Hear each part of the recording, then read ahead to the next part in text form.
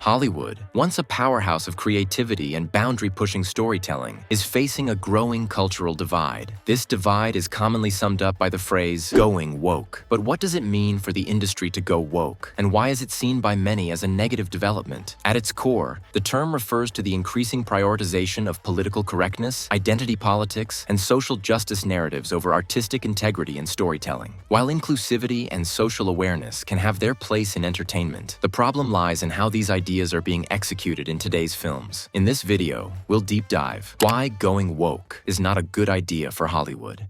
One of the deepest consequences of going woke in Hollywood is the erosion of storytelling itself. Throughout cinematic history, the greatest films have always been those that explore complex themes and characters, often allowing viewers to draw their own conclusions. Think of films like The Godfather, Schindler's List, Forrest Gump, or Blade Runner. These movies didn't force-feed their audience a particular worldview. Instead, they presented rich, multi-dimensional characters and allowed the audience to engage with the material on their terms. Now, however, the focus is often on delivering a pre-packaged moral lesson. Characters become one-dimensional symbols of virtue or vice, depending on their alignment with the prevailing ideology. This approach reduces the complexity of human experience to a simplistic binary. You're either on the right side of history or you're not. Characters who deviate from the correct worldview are often portrayed as ignorant, evil, or in need of redemption by the more enlightened protagonists. This isn't just bad storytelling. It's a betrayal of the complexity of life itself. Take Captain Marvel, for instance. The movie was heavily marketed as a feminist triumph, and its lead, Brie Larson, made headlines for her outspoken comments on gender equality in Hollywood. But the movie itself fell flat for many viewers. The character of Carol Danvers was criticized for being too perfect, lacking the flaws and vulnerabilities that make for compelling protagonists. In trying to create an empowered female hero, the filmmakers instead created a character who felt unrelatable, robotic, and ultimately uninteresting. Compare this to Wonder Woman, who is literally a demi-goddess, strong female lead, but managed to balance strength with humanity, vulnerability, and growth. The difference is clear. One movie was driven by a message, the other by a story. This trend is also evident in how certain tropes are repeated across woke films. Strong female characters are often depicted as flawless from the beginning, needing no growth or development, while male characters are either reduced to villains or portrayed as incompetent buffoons. In this environment, there's little room for nuance or real emotional stakes. When characters are written to be morally infallible, there's no journey, no struggle, and therefore no reason for the audience to invest emotionally in their stories. The danger here is not just that these films become boring, but that they betray the very essence of what makes cinema an art form, its ability to reflect the complexities of the human condition. For decades, Hollywood was driven by the idea that the audience came first. Filmmakers sought to create worlds and characters that viewers could connect with, regardless of background. Universal themes like love, loss, struggle, and triumph were explored in ways that transcended individual identity markers like race, gender, or sexual orientation. When done well, movies created a sense of shared experience. However, in recent years, there has been a shift in priorities. More and more, studios are focused on delivering social commentary through a narrow lens, where identity politics becomes the central focus rather than a component of the human experience. In many modern films, identity is no longer an aspect of a character, but their defining feature. This reductionist approach flattens characters into little more than vessels for a political agenda. Gone are the complex, multifaceted individuals that audiences once related to on a personal level. Instead, we are presented with characters whose main purpose is to promote a message, whether it's feminism, LGBTQ+ representation, or racial diversity. While these are important issues, they should not replace the fundamental elements of character development, story arcs, or emotional depth. When Hollywood goes woke, it's not just about representation. It's about imposing a particular worldview on the audience, often at the expense of nuance or differing perspectives. This creates an echo chamber where certain ideas are promoted as unquestionably correct, and dissenting views are dismissed or outright ridiculed. The result? Stories that feel heavy-handed and preachy, which turns off large segments of the audience who came to be entertained, not lectured. One of the most telling signs that going woke is bad for Hollywood is the growing disconnect between filmmakers and their audiences. The clearest example of this can be seen in the widening gap between critics and audience scores on platforms like Rotten Tomatoes. Films that are lauded by critics for their progressive messages often receive lukewarm or even hostile reactions from general audiences. This is because, while critics may prioritize a film's political correctness or social relevance, audiences generally care more about whether they were entertained or moved moved by the story. The Ghostbusters reboot is a prime example. Critics praised the film for its all-female cast and its subversion of traditional gender roles, but audiences didn't respond the same way. The movie underperformed at the box office, and many fans of the original felt that the reboot was more concerned with pushing a feminist message than with honoring the spirit of the beloved franchise. In the aftermath, the director and cast blamed misogyny and sexist trolls for the film's failure, but the truth was more complex. Audiences didn't reject the movie because they were opposed to female Ghostbusters. They rejected it because the film wasn't good. The humor was flat, the story felt uninspired, and the entire project seemed more focused on scoring political points than delivering a quality product. This disconnect is becoming more and more common. Filmmakers, insulated in the liberal enclaves of Los Angeles and New York, are often out of touch with the concerns and desires of the broader movie-going public. When Hollywood goes woke, it assumes that the rest of the country, and indeed, the world shares its values and priorities. But this assumption is not only wrong, it's arrogant. Audiences don't want to be talked down to. They don't want to be told what to think or how to feel. They want to be entertained, challenged, and engaged by stories that resonate with their experiences, not lectured on the importance of ideological purity. Perhaps the most glaring evidence that going woke is bad for Hollywood can be seen in the financial repercussions. Time and again, we see woke films underperforming at the box office, while more traditional story-driven films succeed. I think post-pandemic, except Barbie, every woke films failed at the box office. Films that mostly worked were despite or perhaps because of the fact that they avoided unnecessary political messaging. Films that worked had great vision, emotional stories, or deep-rooted character-driven stories. In contrast, films like Lightyear, which inserted unnecessary social commentary and identity politics into a beloved family franchise, failed to resonate with audiences. Now Disney's Snow White is definitely in trouble because of encouraging unnecessary wokeness. The message is clear. Viewers don't want politics shoehorned into their entertainment, especially when it feels forced or disingenuous. Disney, long seen as a bastion of progressive values in Hollywood, is facing pushback from both sides of the political spectrum. While some critics argue that Disney isn't woke enough, others point to the financial failures of recent projects as evidence that audiences are tired of being preached to. This financial fallout isn't limited to box office receipts. Streaming platforms are also feeling the effects. Netflix, once the king of the streaming world, has seen a decline in subscribers in part because of its embrace of woke content. Shows and movies that prioritize social justice narratives over quality entertainment have driven away viewers who just want to relax and enjoy a good story without being reminded of the divisive issues of the day.